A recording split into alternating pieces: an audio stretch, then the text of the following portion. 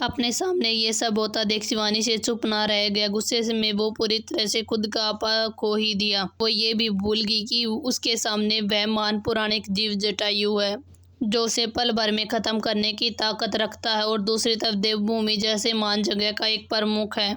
अब वो पुरानी शालीन लड़की बनने का नाटक अब और नहीं कर सकती थी। ये जटायु देव वो जटायु कुल की मेंबर ही नहीं है।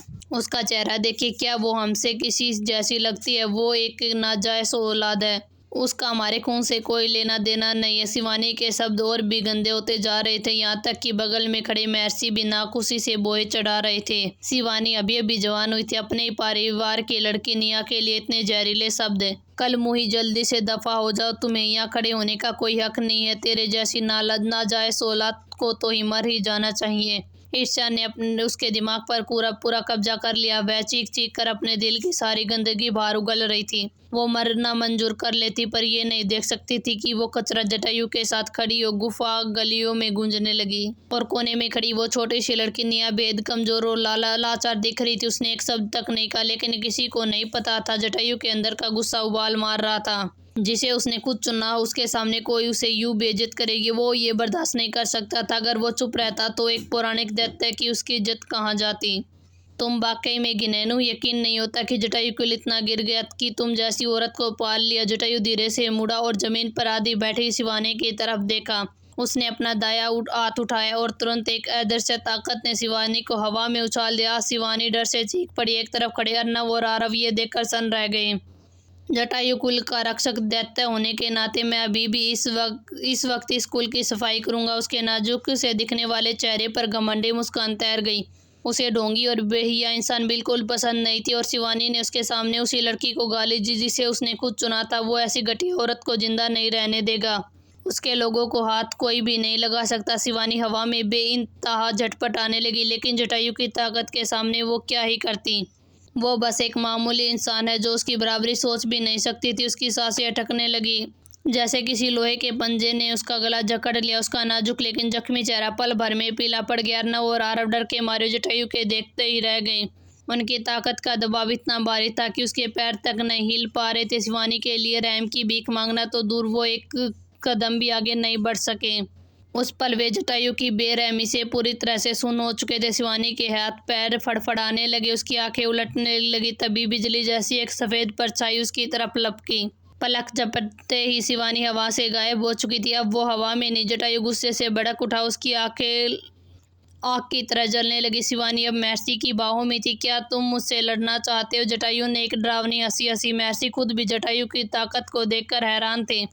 जब कोई जादुई पशु इंसानी रूप लेता है तो उसकी असली ताकत कुछ कम हो जाती है, लेकिन जटायु ने इंसानी रूप में जो शक्तियाँ दिखाई, उससे कुछ देवदूत तक को सांस लेने में दिक्कत होने लगी। आखिर जटायु कितना खतरनाक था? अगर वो अपना असली दैत्य रूप सामने आ जाए तो शायद महर्षि भी उसका मुकाबला न कर पाए। पर अब सवाल ये था, क्या ये टकराएगा, यही रुकेगा, या सच में खून बहेगा? लेकिन जटायु ने इंसानी रूप में जो शक्ति दिखाई थी, उससे कुछ देवदूतों को सांस लेने में दिक्कत होने लगी। आखिर जटायु कितना खतरनाक था? अगर वो अपने असली दैत्य रूप में आ जाए तो महर्षि भी शायद उसका मुकाबला न कर पाए। तुम जटायु कुल के रक्षक दैत्य हो, अभी अभी जागे हो, और ऐसे में उनके ही कुल की छोटी पीढ़ी के किसी सदस्य पर हाथ उठाना ठीक नहीं रहेगा।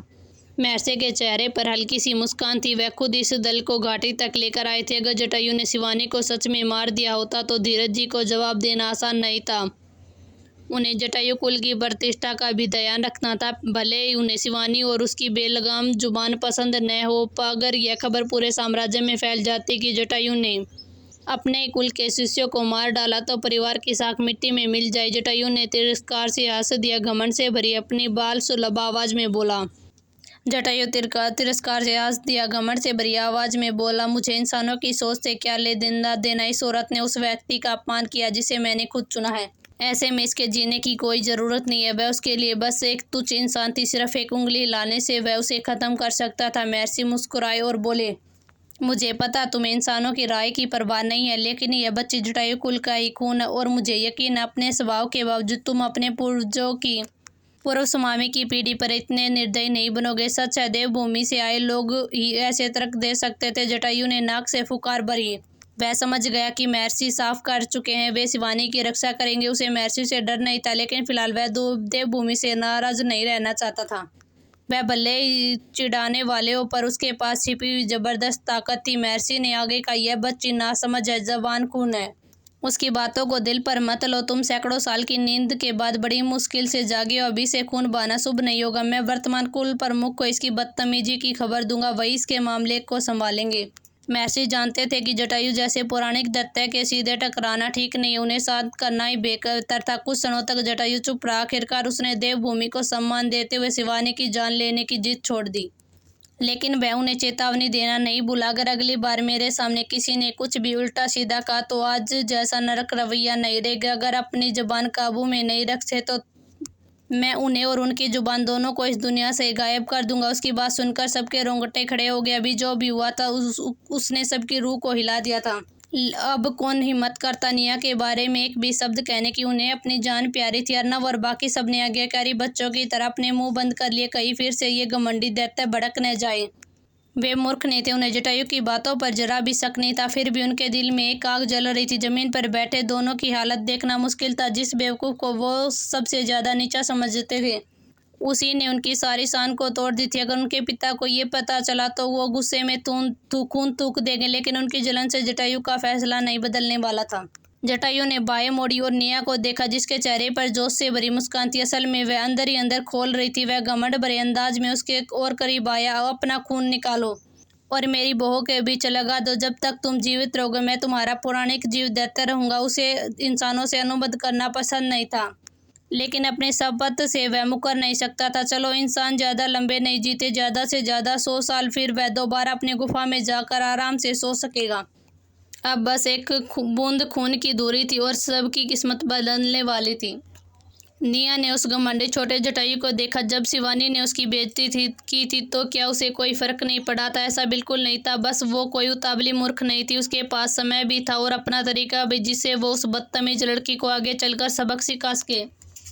लेकिन उसने ये बिल्कुल नहीं सोचा था कि जटायु खुद उसकी रक्षा करेगा। हालांकि वो बदबूदार पंछी अब भी उसे तिरस्कार भरी नज़रों से देख रहा था, मगर एक बात साफ थी, वो अपने लोगों की रक्षा करना जानता था, बिल्कुल सिद्धार्थ की तरह। भी जो कुछ भी हुआ था उसे देखने के बाद निया के मन में उस बदबूदार पंछी के लिए जो चिढ़ थी वो थोड़ी कम हो गई थी। उसके स्वभाव भले ही खराब हो, पर वो बिल्कुल निकम्मा नहीं था। सब लोग इंतजार कर रहे थे कि निया जटायु के साथ कॉन्ट्रैक्ट साइन करे। उसी समय रंगून साम्राज्य के जटायु परिवार के लोग मन ही मन शक कर रहे थे कि क्या वो मूर्ख सच में समझ पाई कि जटायु ने क्या कहा। उन्हें तो यही लगता था कि निया का दिमाग अभी भी 4 साल के बच्चे जैसा, और वो इतनी उलझी हुई बातों को समझ ही नहीं सकती। भगवान जाने उसने जटायु की बात समझी भी है या नहीं। अर्नव और बाकी दोनों के मन में बस एक कुटिल सोच चल रही थी। शायद जटायु निया की मूर्खता से नाराज हो जाए, हो सकता है वो अपने दम पर कॉन्ट्रैक्ट पूरा न कर पाए और इससे जटायु का गुस्सा भड़क जाए। अगर ऐसा हुआ तो शायद उन्हें अभी भी मौका मिल जाए कि वो जटायु को अपनी तरफ कर सकें।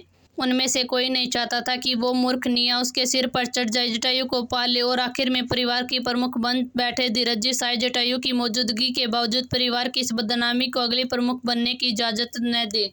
अगर वो मूर्ख जटायु परिवार की विरासत संभाल ले तो उन तीनों को तो जाकर नदी में ही डूब मरना चाहिए। वे साफ साफ कल्पना कर सकते थे कि अगर निया प्रमुख बन गई तो रंगून साम्राज्य के लोग उनका मजाक उड़ाएंगे। अगर परिवार का नेतृत्व एक मूर्ख के हाथ में चला गया तो वे आगे सोचने की भी हिम्मत नहीं कर पाए। देवभूमि के लोग जटायु के जागने के बाद चुपचाप एक और खड़े हो गए। उन्होंने अपनी मौजूदगी बिल्कुल भी हल्की कर दी थी। उन्होंने जटायु परिवार के 3 युवा प्रतिभाशाली शिष्यों की नाकामी देख ली थी। जब उन्होंने देखा कि जटायु ने एक मूर्ख लड़की को अपना स्वामी चुना है तो वो हैरान हुए, पर अर्नव और बाकी लोगों की तरह असंतुष्ट नहीं थे। उन्हें तो बस यही लगता था कि इस प्रसिद्ध दिव्य प्राणी की पसंद कुछ अलग ही है और बड़ी अजीब है। जब सब लोगों ने निया की क्षमता पर शक कर रहे थे, तभी वो छोटी लड़की जिसने सबने जैसे नजरअंदाज ही कर दिया था, उसने अपनी तर्जनी उंगली को दांतों से काट लिया। चमकता लाल खून की एक बूंद उसकी उंगली की नोक पर जम गई। सबके चेहरे पर घोर निराशा छा गई। उस मूर्ख ने सच में जटायु की बात समझ ली। बाकी तीनों शिष्यों के मुंह खुले के खुले रह गए। उनके मुंह में आराम से एक अंडा समा जाए। सबकी स्तंभ निगाहों के बीच निया ने बिल्कुल सपाट चेहरा बनाए रखा। उसने अपना हाथ आगे बढ़ाया और जटायु की भौं के बीच खून का निशान दबा दिया। अचानक जमीन से लाल रंग की किरणें फूट पड़ी और धुंध ने निया और जटायु को चारों तरफ से ढक लिया। मेरा नाम जटायु है, मैं इस लड़की के साथ स्वेच्छा से इसका बंधन स्वीकार करता हूँ। आज से जीवन हो या मृत्यु मैं तुम्हारे साथ रहूंगा। उसकी गंभीर आवाज गर्भ की गुफा में धीरे धीरे गूंज उठी और अर्नब व बाकी दोनों बच्चों का मन जैसे एकदम गहरे कुएं में गिर गया। उन्होंने कभी भी नहीं सोचा था कि जटायु के जागने का नतीजा ऐसा निकलेगा। जिस निया को वो सारी उम्र नीचा दिखाते थे और हंसते थे, उसी ने आज जटायु को पा लिया। और जैसे ही लाल रोशनी को वो धुंध छटने लगी, किसी के चेहरे पर राहत नहीं थी, क्योंकि असली हलचल तो अब शुरू होने वाली थी। आगे क्या होने वाला है तो यह जानेंगे आगे, और क्या होगा जब यह बात पूरे जटायु परिवार को मालूम हो जाएगी।